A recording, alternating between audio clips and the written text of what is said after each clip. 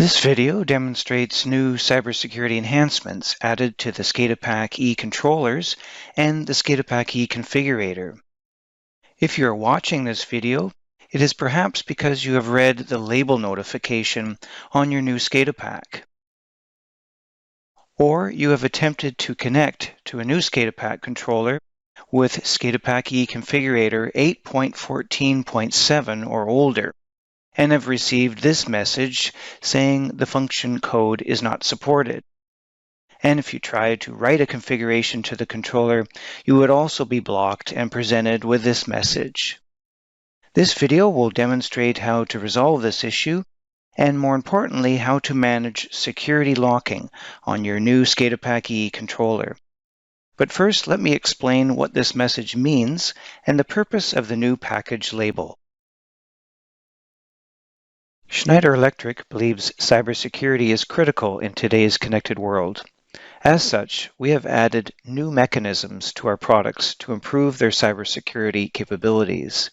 This includes SCADAPack because cybersecurity is relevant to all IP-based or IP-routable devices.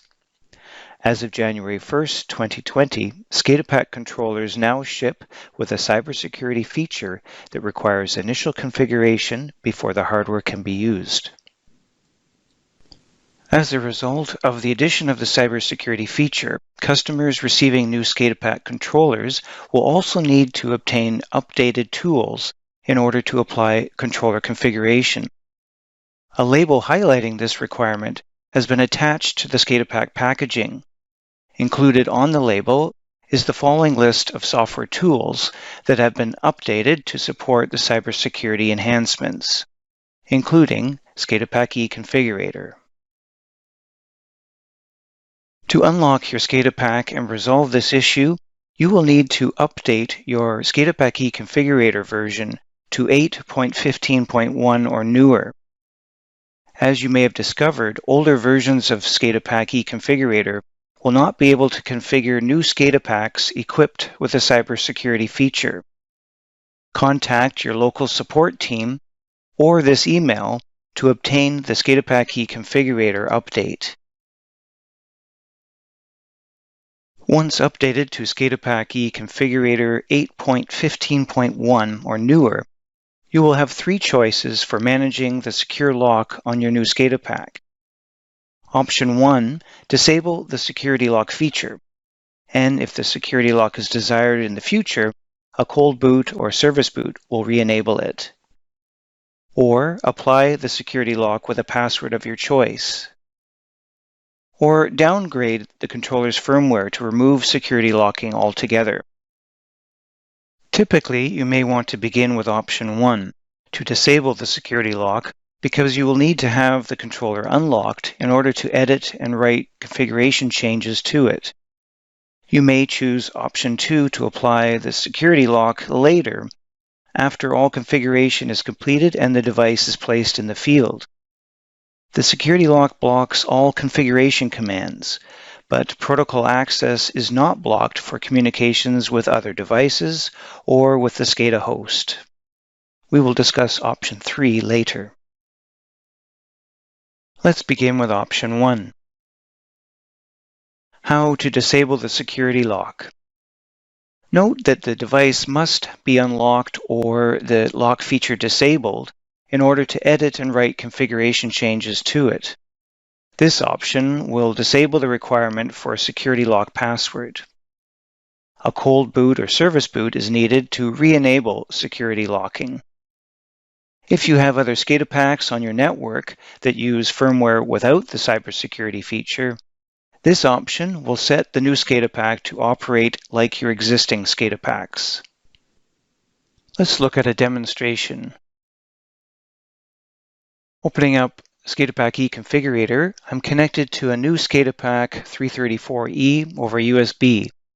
I'm going to look at the controller status by just updating. And there's that message. So it arrives locked, as we can see. And if I try to write a configuration to it, we get the same kind of message. So what we do, we go to the Communication menu, not the security menu, so it's a little bit confusing. It's under communication, and we want the device lock, which opens this dialog here. Select the does not require a password and apply. So we get the information message that confirms the desired result, and it also states the requirement for a cold boot or service boot to reinitialize security locking if it's needed in the future. With security locking now disabled, I can update the status here, and I can also write the configuration to the controller now.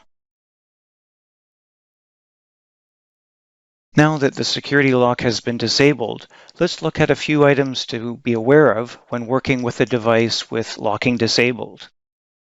In the future, if you need to cold boot your controller, note that the security lock will be reactivated, and you will need to disable locking again, as just shown. If you have users in your organization that intend to remain using SCADAPack eConfigurator 8.14.7 or older, then disabling the security lock allows these users to configure the RTU without issue. However, if one of these users needs to cold boot the controller, the security lock will be reactivated, and only eConfigurator 8.15.1 or newer can disable locking at this point. All the more reason to have all users update their PCs with the latest version of the eConfigurator. So how would I re-enable security lock in the future? Well, if I went to the security lock dialog, now you would see the message that we saw a moment ago that if you need to re-enable it, you need to cold boot or service boot. So if we cold boot the controller, security lock is reactivated automatically. And the dialog to the right now is what we saw initially, and now we can enter a password to re-enable security locking. Now the cold boot has also erased all the controller data, so that's a bit severe for just wanting to re-enable security locking. So we also offer the service boot. So going to the device lock dialog and service booting, the dialog is changed to this one, which offers two options, one to continue with no password, or to select the second bullet to initialize device locking. When you press OK, the dialog will be changed to this one. Once again, here's where we can enter a password to enable security locking. The advantage with a service boot is that it retains the controller's data. But as a service boot, do remember to finish with a power cycle to execute the run boot so that the logic restarts. Let's look at the second option now, applying a security lock with a password of your choice. Switching to the eConfigurator. Again, I'm connected to a new SCADAPack, and if I try and update, I'll see that it is in a locked state. So selecting under communication menu, or there's an icon directly here for the device lock. It's a lock symbol. The same dialog opens. And this time, instead of disabling the password, we're going to enter one. So it must be at least 8 characters long.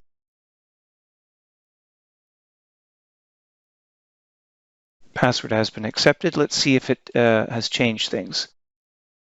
Okay, that updates. What about writing to the controller? There, now it's still blocked. Now this makes sense because I've applied a password and the controller is still locked. The difference this time is I know the password. Now the update worked because the DMP protocol is still unblocked. It's just writing configuration files that has been blocked. So this time to write to it, I first enter the password. So selecting the security lock dialog again, I enter the password that we know now. And now it's been unlocked. It does advise you to relock it after making your changes. So now I will write the configuration. And now that it's complete, I can relock the controller using the same password that we know now.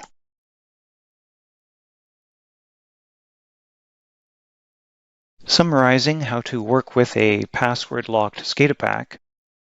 When using the SCADAPack eConfigurator to communicate with a locked controller, you have to unlock it first by entering the password on the device lock dialog. Then you can write the configuration file to it.